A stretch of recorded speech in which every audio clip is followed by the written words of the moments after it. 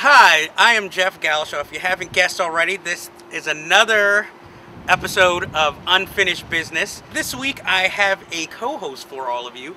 It is Mr. Andre Joseph, filmmaker extraordinaire.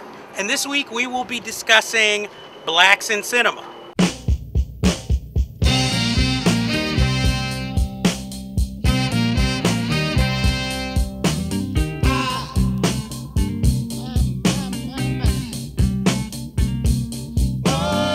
So this is an interesting concept because before I came up with this idea for the subject for the show, I had actually emailed Andre to talk to him about, like, wouldn't it be cool if there was a show sort of like the CineFiles, except every week you could have a black filmmaker, somebody who's involved in the industry, come on and talk about their experience. So now this week, you're sort of the subject, kind of, because we're going to talk to you about your upcoming projects and also just generally just black cinema. So to kick it off, when were you aware that there was a difference between, like, let's say more mainstream films which starred white actors, and then there were black films that starred black actors, but they were directed by, you know, Caucasians, but then you realize, wait, there's black movies that are actually written and directed by black people?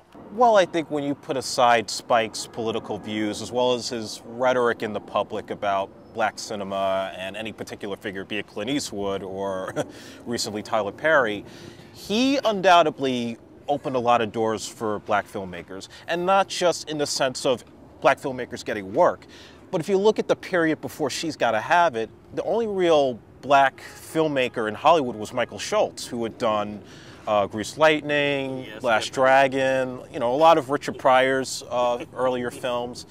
And I think it was almost like we were, how could you put it?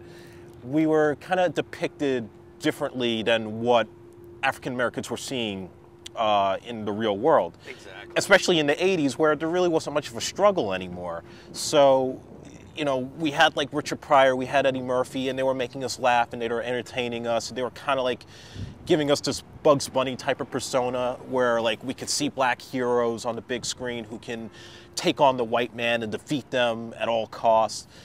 Spike, I think, opened up the dialogue for real issues in America when it came to race, whether it was the college system in school days or the racial tensions in America with Do the Right Thing, and of course interracial relationships with Jungle Fever. I think had it not been for him, we wouldn't see a lot of films today that address those particular issues. Well, see, it's interesting that you just made that point, because that is one of the things I have a problem with African-American cinema now. I try to support it. I try to go see anything and everything that's out there, even, let's face it, stuff we know is going to be subpar before we go see it. But I find that when we tend to have chances to make studio films, it's more along the lines of, what was it, Lottery Ticket, or, you know, I'm not saying Soul Food's a bad movie, and, you know, it speaks to family audiences, but I'm like, is this really all we can do with studio films? And then there seems to be a new movement now that also kind of started in the early 90s, where there's a lot of filmmakers who want to make films, they're African American, and their casts are primarily also African American, but they also don't mind putting, like, other minorities in the film and acknowledging them. Like, one movie I saw by a director named Barry Jenkins called Medicine for Melancholy takes the subject of mumblecore films, for instance, and it centers on two people who have a one-night stand, and it explores them actually spending the day together afterward. Sort of like Before Sunset, but, you know, more set in San Francisco. And I found that, you know, if I wouldn't have read Filmmaker magazine, I would have never known about this film. And then when I saw it on DVD, I tried to tell anybody who would listen to go check it out. And I'm wondering, why is this guy not making more films? Because even when he lists his influences, it's not, unfortunately, it's not like Spike Lee. It's more like Claire Denis and other foreign European filmmakers. And my thing is, what I find, do you think it's really black filmmakers want to make movies like Soul Plane? Or do you think they know this is the only way they're going to get studio money to make anything? I think at the point that we're at right now, you have to sort of look at it in a bigger worldview, which is, if these black filmmakers, as in the case of a film like Soul Plane, are making those kind of movies just for the sake of money, you know, it's almost like saying, well, what does that do for our consciousness as a race in general in America?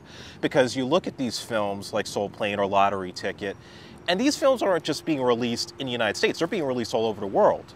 Exactly. And it's these studios that have this feeling of, well, whatever's big in the mainstream culture has to work all over because that's how we're viewed. And, you know, there's something about that that just doesn't sit well with me. And I remember when I did my first film, Priceless, I was trying to like go against that grain. I wasn't trying to make a thug trying to get out of the business. I was trying to make a guy who kind of lived that James Bond type lifestyle, wanted to get out of it, wanted to be with a woman that was educated but just had a hard life.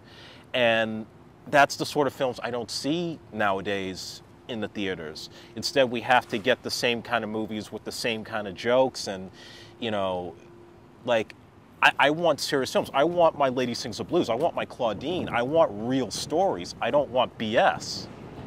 It's interesting what you just said, because when you said about it was not supposed to be a thug, it was more supposed to be, you know, a throwback almost, like to Moonlighting, for instance. That's kind of what the film reminded me of, and I found that interesting because it was finally a film, nobody was involved with drugs, there was no crackheads. In other words, everything that would usually be in a Tyler Perry movie was not in this film, nor was it really a street story, even though, like you said, he's a criminal, but I don't know, he's in the more upper echelon of criminals because, you know, he doesn't have to hurt anybody.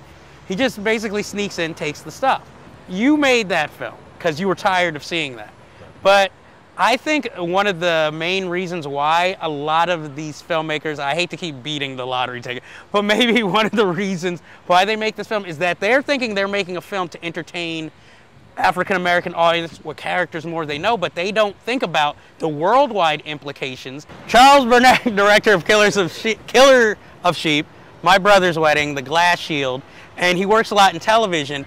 He said that one of the problems he had was that recently he had gone to Europe and nobody really, kind of knew about his films, and then when he would, like, let's say, get into an elevator, people would be scared to get into the elevator with him, and he finally asked somebody, why, you know, why are you having such a negative reaction to me? And the person quoted, because I've seen your type in films. And I don't think that enough filmmakers think of that. They just think of, I'm here to entertain, you know, my community with character types that they know of, but they don't realize the damage they're doing. It's sort of like, and I'm not going to say all rappers, but a good number of rappers, they say they're telling these stories from the streets, and I'm not going to stop you from telling that, but is that all you're about? You know, and it makes it seem like that's all we're about. Well, you see, that was also the genius of New Jack City for Mario Van Peebles. He knew going into it that he was kind of doing a homage to Scarface in the sense of having Wesley Snipes as Nino Brown being this big-time crack dealer and putting it out on the street, and then you have the cops going after him and taking him down. Now, if it had been done any way differently, the audience, especially kids back in that day, probably would have related to Nino more because of his struggle to get up to the top. Peoples didn't want to do that. He wanted to make sure that he showed the other side of the whole problem, which is, where are these drugs going? How is it poisoning our community? And then have Ice-T, who was supposed to play Nino, but they switched the roles around, and for good reason, be the kind of cop that's not the typical white cop or even the Eddie Murphy type cop in Beverly Hills Cop, but more of a street cop for that era of who we need, as opposed to the ones that we don't need that are putting the victims here and letting the criminals just get away.